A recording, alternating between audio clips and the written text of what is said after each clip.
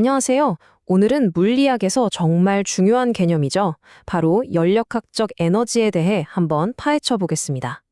우리가 그냥 에너지라고 부르는 게 사실은요, 완전히 다른 두 가지 얼굴을 가지고 있다는 사실 알고 계셨나요?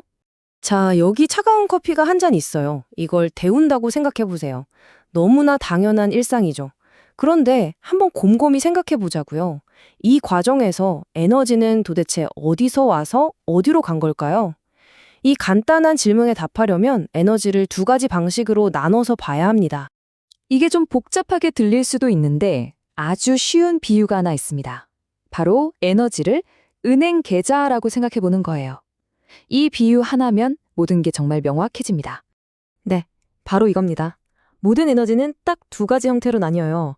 하나는 우리 은행 계좌에 딱 찍혀 있는 잔고 같은 거고요. 이건 어떤 시스템이 가지고 있는 에너지죠.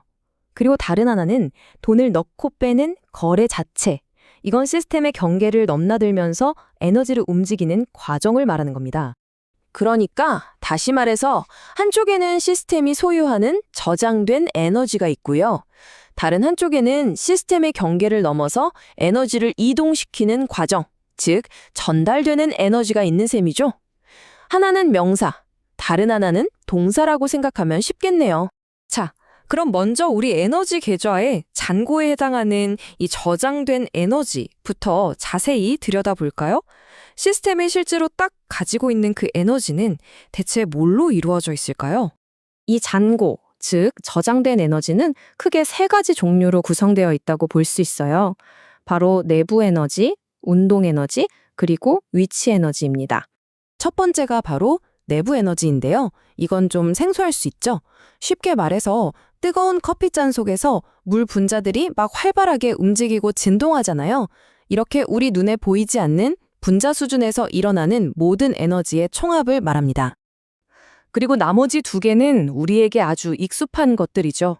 운동 에너지와 위치 에너지. 예를 들어 강물이 콸콸 흘러가는 것처럼 시스템 전체가 움직일 때 갖는 에너지가 운동 에너지고요.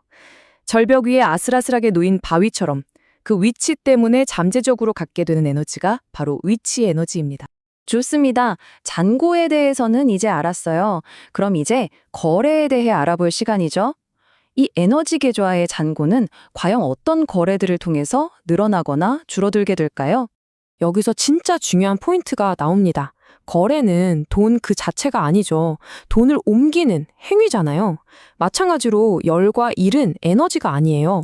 에너지를 이쪽에서 저쪽으로 전달하는 과정 그 자체를 의미하는 겁니다. 완전히 다른 개념인 거죠. 예를 들어 열이라는 건 뜨거운 물체가 가지고 있는 뭔가가 아니에요. 그냥 온도 차이 때문에 에너지가 뜨거운 곳에서 차가운 곳으로 이동하는 그 과정, 그 순간을 포착해서 부르는 이름일 뿐입니다. 일도 똑같습니다. 엔진 속 피스톤이 가스를 쭉 밀어내는 것처럼요.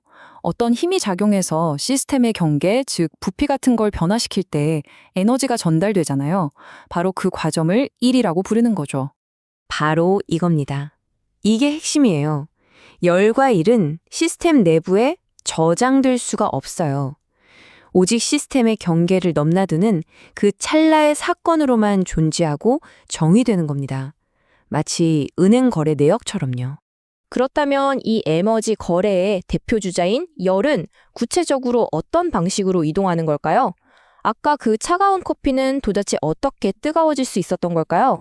열이 전달되는 방식은 크게 세 가지가 있습니다.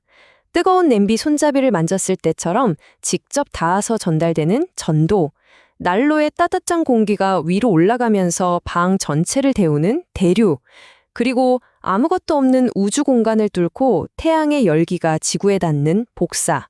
이 세 가지가 바로 열의 이동 방법입니다. 자, 이제 흩어져 있던 조각들을 하나로 모아볼 시간입니다.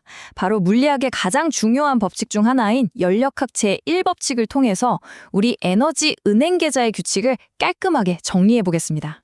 연력학 제1법칙, 다른 말로 에너지 보전 법칙이라고도 하죠. 이건 사실 우리 은행 계좌의 거래 명세서랑 똑같아요. 내 계좌 잔고의 변화량은 결국 입금된 열과 일에서 출금된 열과 일을 다 더하고 뺀 값과 정확히 같다는 아주 당연한 이야기입니다. 이 표를 보시면 이제 모든 게 한눈에 들어오죠? 내부 에너지, 운동 에너지, 위치 에너지는 우리가 소유하는 잔고고요. 열과 일은 그 잔고를 변화시키는 거래인 셈입니다. 정말 간단하지 않나요? 결국 에너지를 소유하는 것과 전달하는 것을 구분하는 이 간단한 아이디어가 사실은 더 효율적인 엔진이나 냉각 시스템을 만드는 핵심 열쇠가 되는 겁니다. 자, 그럼 이런 질문을 던져볼 수 있겠죠?